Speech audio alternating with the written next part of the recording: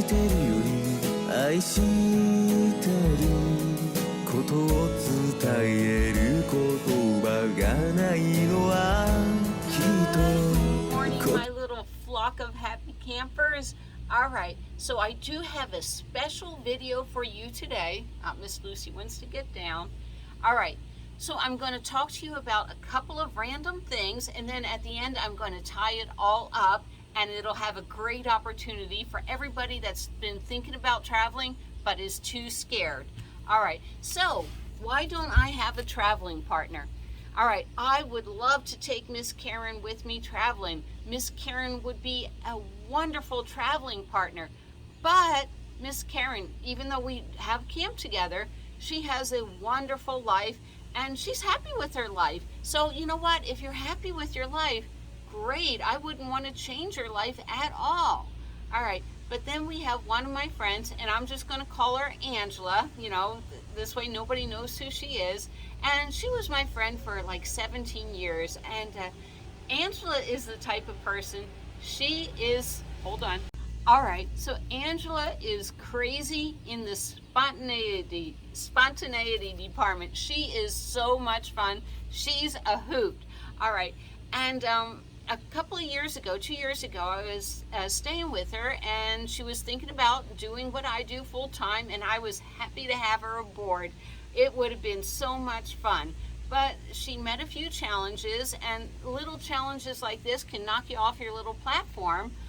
She was in the middle of getting rid of all the junk that she had. I mean, and I say it's junk because most of it came from Goodwill, and she didn't pay top dollar for any of it, and it was clutter. Her house was so cluttered, and she was happily getting rid of it, and she couldn't wait to travel with me, and off we were going to go to an adventure.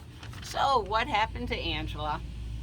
Well, it certainly wasn't her income. She makes $3,000 a month tax-free, and, you know, without the house payment that she'd be making, all she would have to pay is her medical bills. So, you know, me, I lived last month, I did my bills on $1,400, and even though that sounds like a lot, most of it was for toys. You know, I'm trying to get my little vinyl cutter going so we can have contests and do stickers. So that was a lot of it, but yeah, you know, gas, it's always less than $200 a month.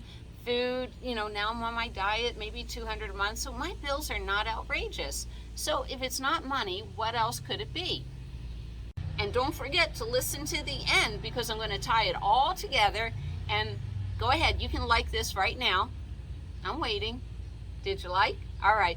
Number one, someone close to her called her trailer trash, that she would be nothing more than trailer trash, and she listened to it. And for your information, she lives in a mobile home park, so technically she is trailer trash, but whatever, you know.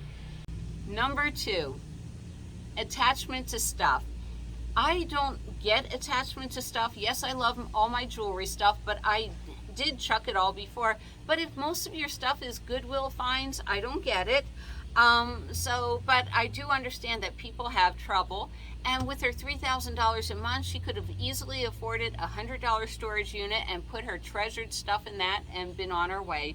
But that was a huge block for her too.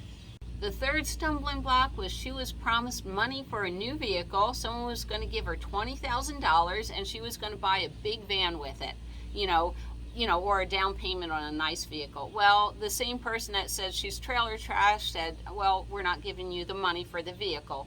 It was a way to keep her trapped in her home. And with those three things, I mean, it was like all of a sudden, you know, this tornado of negativity happened to her, and she's still at home. And let me explain her home life to you. And first of all, even though Angela backed out on me, I have no hard feelings to her. I know what I do isn't pretty all the time, and it's not easy, and it's hard to give up stuff, but she's in this horrible, horrible cycle. So she's depressed, and what does she do when she gets depressed? She sits at home on the sofa, watches Night of the Living Dead, and the minute she gets 15 cents to her name, she goes and shops Goodwill, and that gives her a little high, and she feels better for herself.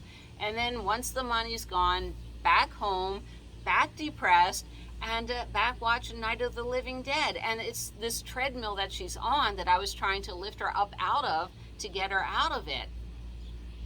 So here's my closing. Man. So here's my closing to you. Are you in that cycle of going to work and spending money, going to work, spending money, and being broke all the time?